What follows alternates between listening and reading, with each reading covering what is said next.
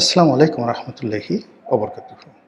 সম্মানিত দর্শক, বর্তমান সরকারে যে সকল মন্ত্রী মিনিস্টার ব্যস্ত সময় কাটাচ্ছেন, তাদের মধ্যে নিঃসন্দেহে যিনি পররাষ্ট্র মন্ত্রণালয়ের দায়িত্বে নিযুক্ত আছেন তিনি এবং তার সঙ্গে প্রতিমন্ত্রী এবং উপদেষ্টা রূপে যে নিয়ে আছেন, সবার জীবন এখন রীতিমতো ত্রাহি ত্রাহি ভাবে চলছে। আপনারা জানেন যে এই সরকারের মাত্র ৪৫ দিনের মধ্যে পররাষ্ট্রমন্ত্রী বহু দেশ ভ্রমণ করেছেন। তার উল্লেখযোগ্য ভ্রমণগুলোর মধ্যে মার্কিন যুক্তরাষ্ট্র, তারপর ভারত, এবং ভারত থেকে তিনি আবার মরিশাস গিয়েছেন। সেখান থেকে ফিরে তিনি বেইজিংয়ে যাবেন। বাংলাদেশের যে রাজনীতি এই মুহূর্তে যেভাবে বিদেশ নির্ভর হয়ে পড়েছে, যেভাবে সরকারের হাত পা রীতিমতো শিকলবন্দি হবার উপক্রম হয়েছে, এরকম বিপদে আমরা কখনো কোনো অবস্থাতে পড়িনি স্বাধীনতার পরে আজ অবধি। শুরুটা হয়েছিল ডিপ স্টেট দিয়ে।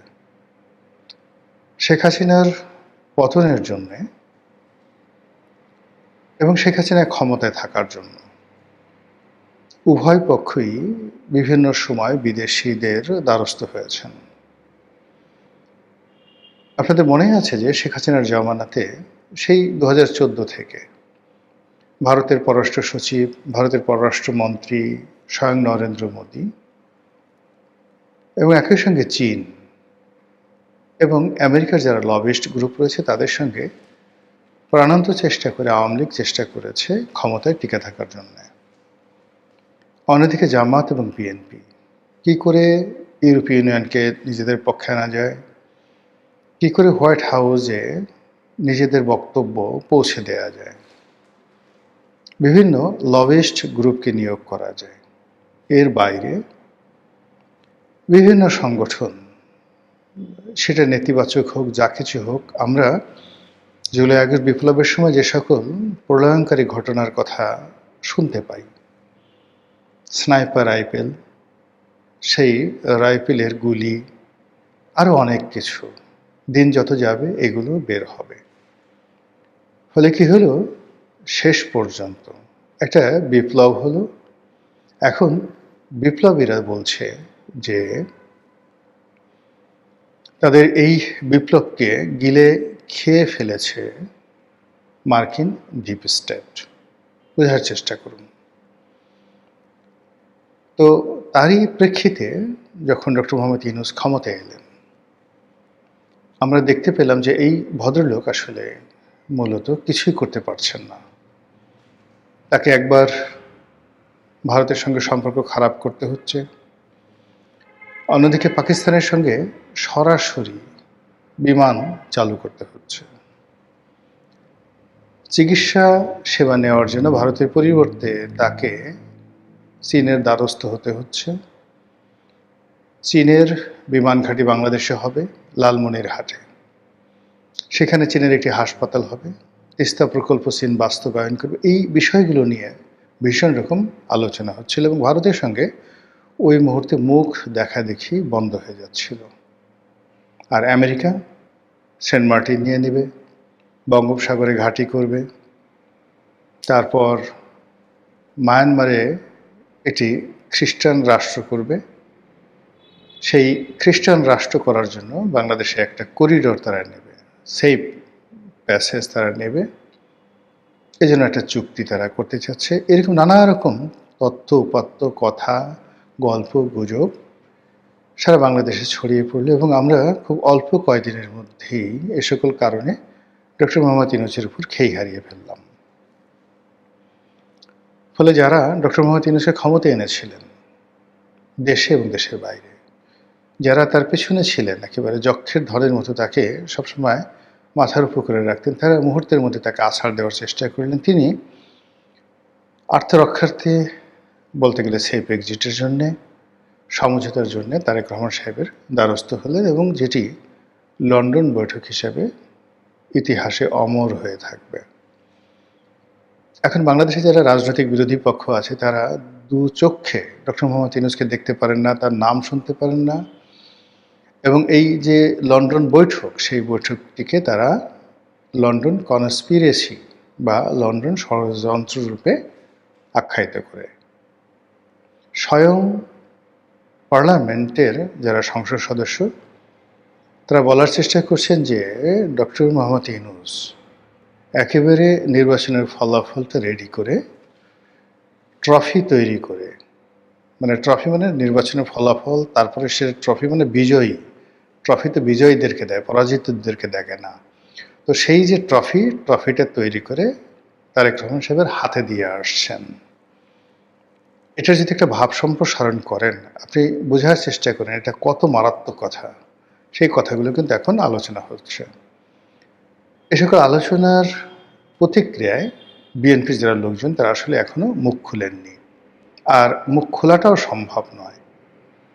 ভীষণ সেন্সিটিভ কথাবার্তা, কিন্তু অবস্থা দৃষ্টি মনে হচ্ছে যে বিএনপির যারা লোকজন তারা বিব্রত, তাদের মুখে হাসি নেই, এবং তারা বিরোধী পক্ষের এই সকল কথাবার্তার সঠিক উত্তর তারা দিতে পারছেন না। এরকম একটা জটিল যখন অবস্থা দেশের মধ্যে, তখন এই সরকার যা করতে পারবে আগামীতে, তারা কেবল দুর্বলের উপর অত্যাচার করতে পারবে, সবলের উপরে তারা তাদের আইন প্রয়োগ করতে পারবে না। এমনকি নিজের দলের যারা লোকজন রয়েছেন, চাঁদাবাজ, মাস্তান, গুন্ডা, সিন্ডিকেট সদস্য, তাদের বিরুদ্ধেও তারা ব্যবস্থা নিতে পারবেন না। ধরুন এখন এই সময়টিতে প্রায় $4.25 বিলিয়ন মার্চ মাসে এসেছে, আর প্রথম সপ্তাহে এপ্রিলের যে রেমিটেন্স এসছে বিদেশ থেকে, সেটা অতীতের যে কোনো সময়ের চাইতে, এমনকি মার্চ মাসে যে $4.25 বিলিয়ন এলো, এবং তা অতীতের সকল রেকর্ড ব্রেক করল।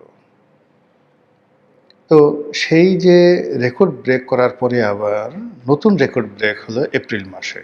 ইট মিনস আমাদের ফরেন রেমিটেন্সের অভাব নেই, কিন্তু তারপরে ভোজ্য তেলের দাম কেন বাড়ল? জ্বালানি তেলের ব্যাপারে ধরুন হরমুজ প্রণালী বন্ধ, বিকল্প পথ থেকে আসতে কষ্ট হচ্ছে, এসব নিয়ে আপনি নানা রকম কথাবার্তা বলতে পারেন, কিন্তু সয়াবিন, পাম অয়েল বা অন্য যে সকল রান্নার যে তেল, সেটা নিয়ে কেন কথাবার্তা হচ্ছে? মার্কেটে কেন পাওয়া যাচ্ছে না? দাম কেন আকাশচুম্ব হয়ে গেল? জামাতের সভাপতি ডক্টর শফিকুর রহমান তিনি চমৎকার একটি কথা বলেছেন যে বাজারে তেল নেই, কিন্তু পার্লামেন্টের ভিতরে তেলের কোনো অভাব নেই। সরকার দলীয় সংসদ সদস্য যারা আছেন, মন্ত্রী যারা আছেন, তারা দিদারসে ধুমছে তারেক রহমান সাহেবকে মহামানব বানানো, বেগম জিয়াকে মহামানব বানানো, শহীদ প্রেসিডেন্ট জিয়াউর রহমানকে অতি মানব বানানো, শুধু মহামানব নয়, অতি মানব মানে অলৌকিক গুণসম্পন্ন অতি মানব।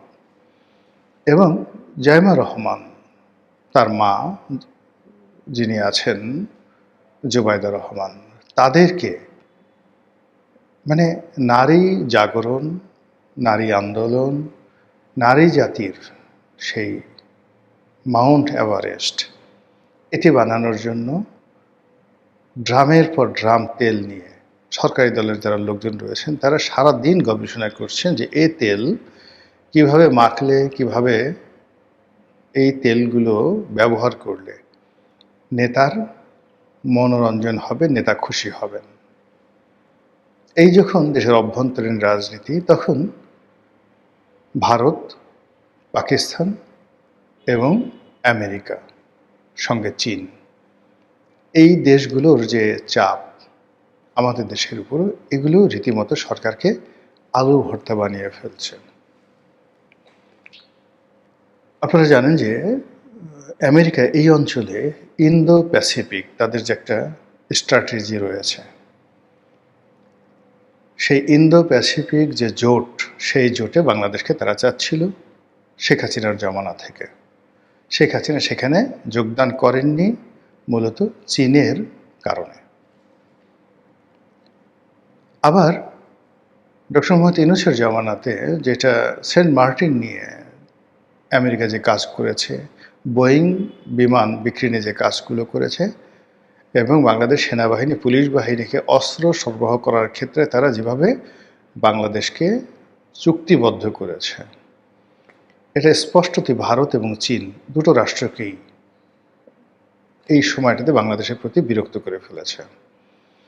এ দুটো রেগুলার ব্যবসা, এবং এখানে রীতিমতো যা হয় পুকুর চুরি হয়। তো এই দুটো ব্যবসায় আবার ভারত এবং চীন তাদের আধিপত্য বিস্তার করার জন্য সঙ্গত কারণেই সরকারের উপর চাপ প্রয়োগ করছে। ভারত আওয়ামী লীগকে রাজনীতিতে ফিরিয়ে আনা, শেখ হাসিনাকে বাংলাদেশে রাজনীতিতে প্রতিষ্ঠিত করা, আওয়ামী লীগের নেতাকর্মীদের বিরুদ্ধে যে মামলাগুলো দেওয়া হয়েছে এবং বিচারের নামে যা কিছু চলছে সেগুলোকে মিনিমাইজ করার জন্য তারা চাপ অব্যাহত রাখবে।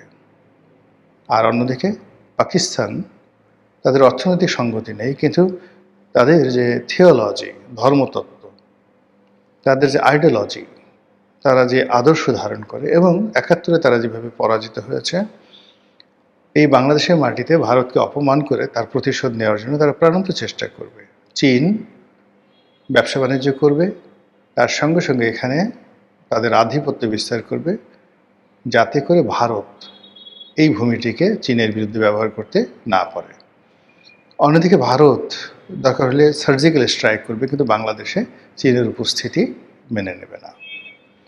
তো এরকম যখন একটা অবস্থা, রাজনীতির এরকম একটি অবস্থা, কূটনীতির এরকম একটি অবস্থা, রাজনীতি অভ্যন্তরীণ, কূটনীতি বহির্বিশ্বের, ঠিক সেই সময়টিতে পুরো পরিস্থিতি সামাল দেওয়ার জন্য যে অর্থনৈতিক ভিত্তি দরকার সেটা একদম নেই, যে পরিবেশ দরকার সেটাও প্রতিকূলে, যে সময় দরকার, এই সময়টিতে অর্থাৎ এপ্রিল, মে, জুন, জুলাই, এই পুরো সময়টি প্রকৃতি এবং পরিবেশ মানুষকে উত্তেজিত করে, মানুষকে বিক্ষুব্ধ করে। অভাব অভিযোগ এই মুহূর্তে চরমে, তার সঙ্গে এই যুদ্ধের কারণে আরও নতুন সমস্যা হয়ে গেছে, ফলে মানুষ মুহূর্তের মধ্যে ধৈর্য হারিয়ে ফেলছে।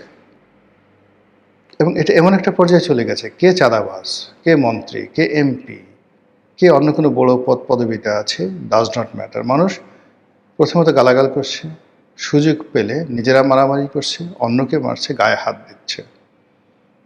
পুলিশ এমনিতে মনোবল হারানো, সেনাবাহিনীও অনেকটা গা ছাড়া অবস্থায়।